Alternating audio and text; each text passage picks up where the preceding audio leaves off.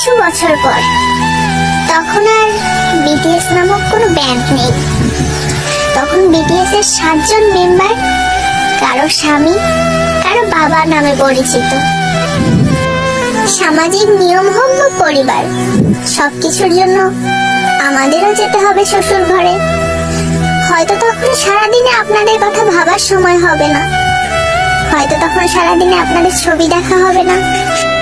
সারাদিন হাজারো ব্যস্ততার পরে যখন ক্লান্ত শরীর প্রশান্তি চাইবে, তখন বিছানায় শরীর এলিয়ে দিয়ে বালিশে মাথা দিয়ে আপনাদের কথাই আগে মনে আসবে। হয়তো চোখ থেকে গড়িয়ে পানি পড়বে, হয়তো স্বামী পাশ থেকে ডেকে জিজ্ঞেস করবে কাঁদছো কেন।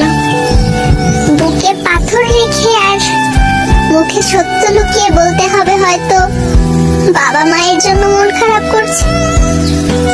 আড়ালে হোক, আপনারা আমাদের মনে সারা জীবন থেকে যাবেন।